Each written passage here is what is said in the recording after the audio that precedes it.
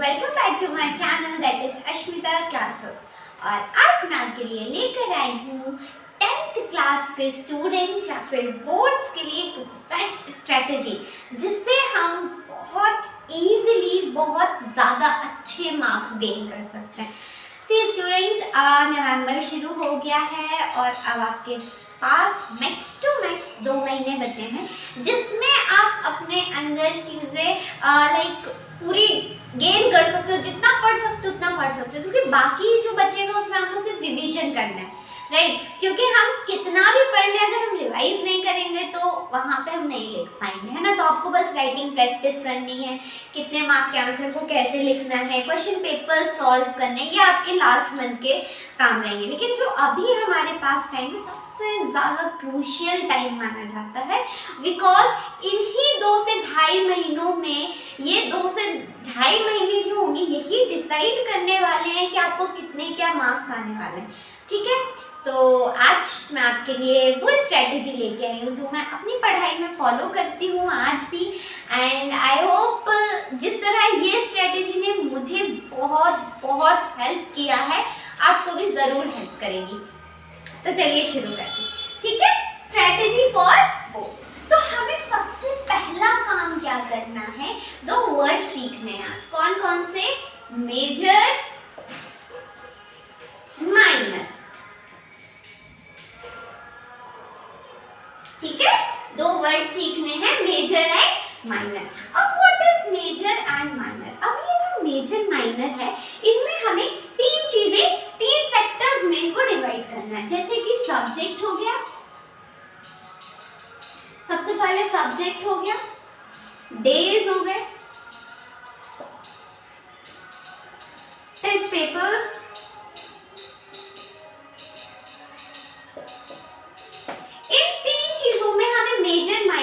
Divide करना है। कैसे करना है? सबसे पहले सब्जेक्ट्स। तो फॉर बोर्ड स्टूडेंट अगर हम देखें, यहाँ पे मैं लिखती हूँ अगर, तो हमारे पास सब्जेक्ट कौन कौन से हैं? मैथ्स हो गया, साइंस हो गया, एसएसटी हो गया, हिंदी हो गया, और कुछ लोगों पे हिंदी की जगह संस्कृत है, तो I am also writing Sanskrit. और एक और क्या हो गया हमारा? इंग्लिश, ठीक है। These all are the subjects जिसके आपको पेपर देने हैं, ठीक है। अब हम सबको पता है कि इनमें से हमारे स्ट्रॉन्ग सब्जेक्ट्स कौन कौन से हैं और वीक सब्जेक्ट कौन कौन से हैं। इतना तो आपको पता है ना कि हम कौन, देखो सबसे ज्यादा बेटर तरीके से इंसान खुद को जानता है ना। तो आई डोंट नो कि सामने जो भी वीडियो मुझे देख रहे हैं आपकी कौन से सब्जेक्ट वीक है और कौन से सब्जेक्ट स्ट्रॉन्ग है, ठीक है। तो ये आपको पता है कि आपके पास कौन सा सब्जेक्ट में बहुत अच्छी कमांड है जिसमें, कौन सा सब्जेक्ट जिस पर आपको वर्क करना है। बिकॉज अगर आपकी मैथ्स अच्छी है, मैथ्स में आप 100 और 100 लेके आ रहे हैं, डजंट मीन कि बाकी सारे सब्जेक्ट्स में भी आपके उतने नहीं आ रहे हैं, या फिर अगर इसमें 100 लेके आ गए तो ये सिर्फ 100 मार्क्स आपका रिजल्ट डिसाइड नहीं कर रहे, आपके परसेंटेज डिसाइड नहीं कर रहे। You have to work overall on these subject, okay. आपको सिर्फ एक सब्जेक्ट अगर आपका बहुत स्ट्रांग है, मान लीजिए 2 सब्जेक्ट आपके बहुत स्ट्रांग है एंड यू आर थिंकिंग उसमें मैं 100 और 100 लेके आऊंगा, इट डजंट मीन कि उन 2 सब्जेक्ट से आपका पूरा रिजल्ट बहुत अच्छा आने वाला है। नहीं, आपको ओवरऑल पूरे सब्जेक्ट पे वर्क करना है। और जब आपको ओवरऑल वर्क करना है तो at that time you need strategy, you need strategy. Because if you are having a plan, है ना, if you are having a plan, for example अगर आपको एक जगह से दूसरी जगह जाना है और अगर आपको रास्ता नहीं पता है ना, अगर आपको रास्ता नहीं पता, आपको डेस्टिनेशन पता है कि हाँ इस यहाँ है, but you don't know the path, you don't know the रास्ता, तो उस टाइम पे आपको डिफिकल्टी फेस होगी, यस और नो होगी, है ना। लेकिन if you know the path, अगर आपको रास्ता बहुत आसानी से पता है कि लेफ्ट लेना है, राइट लेना है, ऐसे जाना वैसे जाना, व्हाटएवर, अगर आपको रास्ता पता है तो it is very easy for you to reach there destination, right. उसी तरह हमारी स्टडीज में होता है। If you are having a planning, if you are having written planning in your copy, in your diary, whatever you are using for planning, ठीक है, अगर आपके पास एक ऑलरेडी एक प्लान है कि ओके ये चीज़ें, ये स्टेप्स हैं जो मुझे कवर करने हैं, पहले मुझे ये पढ़ना है, फिर मुझे ये पढ़ना है, ऐसे अगर आप स्टेप बाय स्टेप चलते जाओगे ना, it is very easy. Okay, सिर्फ 5 सब्जेक्ट हैं, अभी बहुत ज़्यादा लगते हैं क्योंकि उन 5 सब्जेक्ट के अंदर हर सब्जेक्ट में कितने ज़्यादा चैप्टर्स हैं, फिर हर चैप्टर में कितने क्वेश्चंस हैं, कितने लाइक न्यूमेरिकल्स हैं, फिजिक्स में, मैथ्स में बहुत सारे क्वेश्चंस हैं, फिर ये भी सॉल्व करना है, वो भी, प्रीवियस ईयर्स भी, आरडीएस भी, बहुत सारा बर्डन है ना। लेकिन if you are having a plan, अगर आपके पास एक पूरा path already, road map ready है कि ओके पहले ये फिर ये फिर ये, तो it is very easy. Step by step अगर आप चलोगे तो it will be very easy to cover this much subject, this much syllabus in mostly in 2 months। It is very easy. शुरू करते हैं, ठीक है। मेजर माइनर, तो सबसे पहले हमारा आ रहा है सब्जेक्ट। सबसे पहले हमारे पास क्या आ रहा है, सब्जेक्ट आ रहा है। तो सब्जेक्ट हमने देख लिया, देखिए maths, science, social, Hindi, Sanskrit और इंग्लिश। अब इसमें से सबको पता है कि जो मैथ्स, साइंस और सोशल होते हैं, कंपैरेटिव हिंदी, इंग्लिश और संस्कृत के थोड़े से टफ माने जाते हैं, है ना। क्या होता है, साइंस, सोशल और मैथ्स जो होते हैं कंपैरेटिवली थोड़े से टफ माने जाते हैं, और हिंदी, संस्कृत, इंग्लिश जो है वो थोड़ा सा इजी माना जाता है। इजी इन द सेंस में इंग्लिश है, इंग्लिश में स्टोरीज हैं, फिर इसमें सारी चीज़ें हम इजीली कर पाते हैं, इंटरेस्टिंग होते हैं। लेकिन ये सारे सब्जेक्ट्स जो हैं जो हमें थोड़े से लेंदी भी होते हैं और थोड़ा सा इनका सिलेबस ज़्यादा है तो हमें थोड़ा सा ट्रिकी लगता है, ठीक है। तो हम मेजर सब्जेक्ट्स में सबसे पहले रख देते हैं मैथ्स, ठीक है, फिर साइंस एंड देन एसएसटी, और उसी जगह हम माइनर सब्जेक्ट में हिंदी, इंग्लिश एंड संस्कृत लिखते हैं, ठीक है।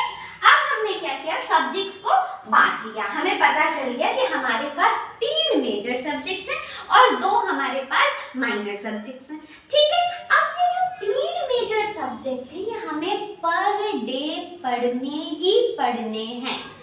अगर हम इनको पर डे नहीं पढ़ेंगे, whether it is revision, whether it is new chapter और व्हाटएवर, ठीक है, आपको इनको डेली पढ़ना है। वन मोर थिंग, बच्चे क्या करते हैं, उन्होंने मैथ्स उठाई, अब उनको स्टार्ट उन्हें सॉल्व करना किया, अब उनको बहुत अच्छी पता चला 1 हफ्ते आप मैथ्स ही कर रहे हो। नहीं, आपको 1 हफ्ते मैथ्स नहीं करनी है, क्योंकि वहां पे आपको मैथ्स बन रही है। It is very easy, I know, ये आपको बहुत कॉन्फिडेंस देता है कि नहीं अब मैं मैथ्स कर पा रहा हूँ, ये कर पा रही हूँ, लेकिन बाकी सब्जेक्ट सफर कर रहे होते हैं उस जगह पे। अगर हम बाकी सब्जेक्ट को साइमल्टेनियसली लेके चलेंगे, भले मेजर माइनर के वे में लेके चलेंगे, तो इट विल बी इजी ना। हमारे वो सब्जेक्ट सफर कर रहे हैं और ये तो हमारा अच्छा हो ही रहा है ना, इसलिए हम मेजर माइनर कर रहे हैं, ठीक है।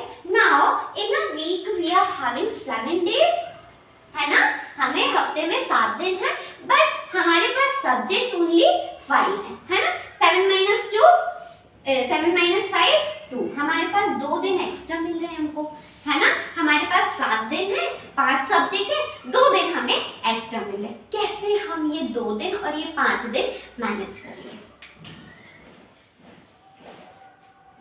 Monday, Tuesday, Wednesday, Thursday, Friday, Saturday, Sunday, ठीक है, ये हमारे डेज हो गए। मेजर माइनर लिख रही हूँ, मेजर माइनर, ठीक है। अब मेजर माइनर में मंडे को हमने क्या किया, एक मेजर सब्जेक्ट उठाया। ये आपको मेरी कॉपी बिल्कुल नहीं करनी है, आपको अपने अकॉर्डिंग देखना है कि आपको मंडे को कौन सा उठाना है। हो सकता है ट्यूसडे को आपका साइंस का टेस्ट हो, है ना, और मैं यहाँ मंडे को मैथ्स लिख दूँ, तो आप मैथ्स पढ़ोगे क्या? नहीं, आप साइंस पढ़ोगे, राइट। तो आपको उस वे में अपना अरेंज करना। मैं यहाँ पे मैथ्स लिख देती हूँ, मैथ्स, ठीक है। मेजर हमारा क्या होगा, मंडे का सब्जेक्ट मैथ हो गया, और माइनर हम लिख लेते हैं इंग्लिश। अच्छा, मेजर माइनर मतलब क्या है? टाइम मैनेजमेंट, है ना। मेजर माइनर मतलब कि अगर हम 4 घंटे पढ़ रहे हैं तो 4 घंटे में से 2.5 घंटा हमें मैथ्स पढ़ना है, बाकी का 1.5 घंटा जो है वो हमें इंग्लिश को देना है, ठीक है। आपको ये नहीं करना है कि मेजर माइनर मतलब सिर्फ सब्जेक्ट, हमको टाइम के अकॉर्डिंग भी करना है कि मेजर सब्जेक्ट मतलब मेजर टाइम और माइनर सब्जेक्ट मतलब माइनर टाइम। ठीक है, ठीक है। अब अगर मैं नेक्स्ट डे ट्यूसडे को देखती हूँ तो मैं यहाँ पे सोशल साइंस लिख देती हूँ प्लस यहाँ पे हिंदी, और जिसके पास संस्कृत है तो वो संस्कृत कर लेते हैं। ठीक है, अब वेडनेसडे को मैंने यहाँ साइंस लिख दिया, लेकिन इंग्लिश और हिंदी छोड़ के वेडनेसडे को हमने मैथ्स में जो मंडे को पढ़ा था उसका ही रिवीजन लिखा। रिवीजन कम्स अंडर माइनर ना, क्योंकि हम वो चीज ऑलरेडी पढ़ चुके हैं, हमें बहुत टाइम नहीं लगेगा उसको रिवाइज करने में, है ना। तो हमने जो मंडे को पढ़ा था वो हमने वेडनेसडे को जल्दी से रिवाइज कर लिया। अगेन यहाँ पे हमने मैथ्स लिखा और मैथ्स के साथ जो हमने मंडे को इंग्लिश पढ़ा था वो तो बहुत जल्दी लाइक हाफ एन आवर में ही रिवाइज हो जाएगा। तो उसके साथ अगर हम 2 घंटे दे रहे हैं अपने माइनर सब्जेक्ट को, तो अगर हमने आधा घंटा या 1 घंटे में इंग्लिश का रिवीजन किया तो बाकी के जो 2 घंटे या 1 घंटा बचा उसमें एसएसटी का ये वाला पढ़ा हुआ रिवाइज कर लेंगे हम जल्दी से। ठीक है, अगर आप रिवीजन करते जा रहे हो ना तो वो चीज आपकी पक्की होती जा रही है। तो आप ये मत सोचो कि वो तो हो गया, मैं 1 घंटा और वेस्ट क्यों कर रहा हूँ, वो टाइम वेस्ट हो रहा है, नहीं ऐसा कुछ नहीं हो रहा है। आप उसको जब रिवाइज करो तो वो आपका 100% पक्का हो रहा है। ठीक है, अब यहाँ पे हमने फिर से साइंस पढ़ा और यहाँ पे हमने वापस से हिंदी या फिर संस्कृत का ले लिया माइनर में। अब यहाँ पे फिर से हमने मेजर में एसएसटी, नहीं फ्राइडे तक हो गया था, 1 2 3 4 5, चलो ठीक है। देखो बस यहीं तक है ना। ये सैटरडे संडे हम अलग लेंगे अभी, ओके। सैटरडे संडे जो है वो हम अलग लेंगे। ये हो गया आपके 5 दिन, Monday Tuesday Wednesday Thursday Friday. Monday Tuesday Wednesday Thursday Friday में देखो आपका math social science, math science, Hindi English, maths English Hindi, सारे सब्जेक्ट्स कवर हो रहे हैं, इक्वली कवर हो रहे हैं। रिवीजन भी हो गया हमारा, इन्हीं 5 दिन में हमने जो पढ़ा उसका रिवीजन भी हो गया, मेजर माइनर में डिवाइड हो गया, हमने अच्छे से पढ़ लिया, राइट। अब बचे हमारे पास 2 दिन, संडे को तो स्कूल की भी छुट्टी रहती है। तो हम क्या करने वाले हैं, संडे पहले सैटरडे देखते हैं। सैटरडे को हमें ओवरऑल रिवीजन करना है। ये जो भी हमने इस वीक में पढ़ा वो हमें रिवीजन करना है। कैसे रिवीजन करना है, आपने जब फर्स्ट टाइम कोई चीज पढ़ी होगी तो मान लो अगर आप सिर्फ नोट बना रहे हो तो आपने 10 पेजेस में एक चैप्टर के नोट्स कंप्लीट किए, राइट। 10 पेजेस में एक चैप्टर के नोट्स कंप्लीट। ड्यूरिंग रिवीजन उस 10 पेज को आप 1 से 1.5 पेज में कन्वर्ट कर दो। क्या कर दो, उस 10 पेजेस को 1 से 1.5 पेज में कन्वर्ट कर दो। जब 1 से 10 पेज में 10 पेज को 1 से 1.5 पेज में आप कन्वर्ट कर रहे हो तो उस मतलब उसका ये है कि वो जो आपने पढ़ा था उसका पूरा निचोड़ आपने 1-1.5 पेज में कर लिया। नाउ इट इज 100% पक्का फॉर यू। अब वो आपका 100% हो गया है।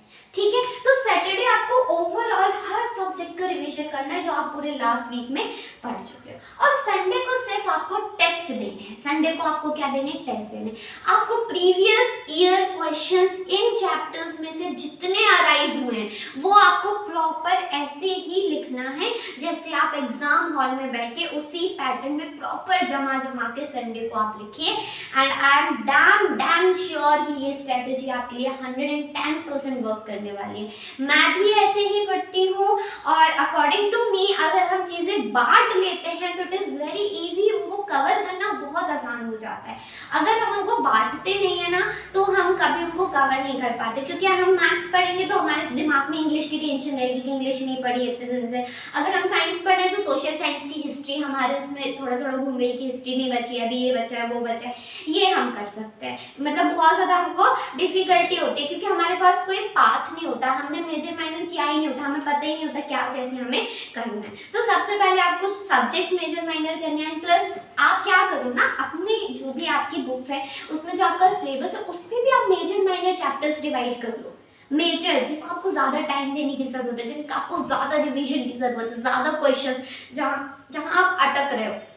मेजर जो आपको बहुत आसान से आता है, ये एक बार पढ़ूंगा तो बहुत अच्छे से समझ आ जाएगा, इट इज़ वेरी इजी। उनको माइनर में कर लो, तो उनको बस रिवीजन में रखो। जो मेजर है उनको मेजर में रखो, बार बार पढ़ो उनको, चीज़ें बार बार रिपीट करो। जितना लिखोगे जितना रिपीट करोगे इट इज़ आपके लिए उतना ही आसान हो जाएंगी चीज़ें करना। ये रही आपकी आज की स्ट्रेटेजी। मैं अपने टेलीग्राम चैनल पे इसका प्रॉपर जो टाइम टेबल मैंने बनाया है आपके लिए वो भेज दूंगी। एंड बाकी आप लोग अच्छे से पढ़िए, ऑल द वेरी बेस्ट। बिल्कुल मत घबराइए, ऐसा नहीं है कि नहीं हो पाएंगी चीज़ें। If you are having a plan, if you are having good teachers with you, if you are like अगर आप हैप्पी हैं तो आप हर चीज़ कर सकते हैं। अगर आप बहुत ज़्यादा बर्डन लेके पढ़ाई करेंगे तो ऑब्वियसली आप कर लेंगे, लेकिन you will not be happy, है ना। तो जो भी एक जर्नी है, ये जो 10th क्लास की जर्नी है, ये लाइफ में कभी रिपीट नहीं होने वाली। आप फर्स्ट टाइम बोर्ड्स दे रहे हो, बी हैप्पी, बी काम, बी रिलैक्स। ओके, हो जाएगा, मैं कर सकता हूँ, मैं कर सकती हूँ, 100% कर सकती हूँ। बिकॉज मैंने लाइक अगर आपके अंदर कॉन्फिडेंस नहीं है ना बेटा, आप कुछ नहीं कर पाओगे। You have to be confident. आप खुद पे अगर कॉन्फिडेंट हो ना तो दुनिया छोड़ो, दुनिया तो कहती है कि आपसे नहीं होगा, आपसे हो जाएगा, अरे आपसे, ये कुछ नहीं होता। You have to be self confident. आप सेल्फ कॉन्फिडेंट रहोगे, नहीं मैं कर सकती हूँ, मैं कर सकता हूँ। आप बस चीज़ें बनाओ, स्ट्रेटेजीज बनाओ, नई नई स्ट्रेटेजीज लो कि मैथ्स में इस तरीके से करता हूँ, आज मैं इंग्लिश को ऐसे पढ़ती हूँ, आज मैं लाइक जब भी आप पढ़ रहे हो बोल बोल के पढ़ने की कोशिश करो। जब हम बोलते हैं तो हमारे ईयर्स भी उस चीज़ को सुन रहे होते हैं, हमारा एक और ऑर्गन काम कर रहा होता है, हमारा ब्रेन और ज़्यादा कॉन्शियस हो जाता है, तीनों चीज़ों को इकट्ठा सुन रहा होता है। आँखों को बोल रहे हैं, रीड कर रहे हैं, सारी चीज़ें, तो एकदम से कॉन्शियस हो जाता है। तो ये सारी चीज़ें आप अपनी लाइफ में अप्लाई कीजिए and it is very easy for you all. जल्दी जल्दी कीजिए। और 10th के लिए बायो स्पेशली एंड थोड़ा बहुत केमिस्ट्री के लिए मुझ पर डिपेंड हो जाइए, मैं भी आपकी हेल्प करूँगी। बाकी ये स्ट्रेटेजी 100% वर्क करती है गाइज, मैंने खुद अप्लाई किया है, तो आप प्लीज़ प्लीज़ प्लीज़ इसको अप्लाई कीजिए। आई एम डैम श्योर अगर आप एक हफ्ते भी ये स्ट्रेटेजी अप्लाई करके देखोगे ना तो नेक्स्ट वीक आप खुद से कहोगे कि नहीं it is a good one. तो आप स्ट्रेटेजी अप्लाई करो। ऑल द वेरी बेस्ट, अच्छे से चीज़ें करते रहो और इट इज़ वेरी इजी, आप बहुत आराम से कर दोगे। All the best, thank you so much.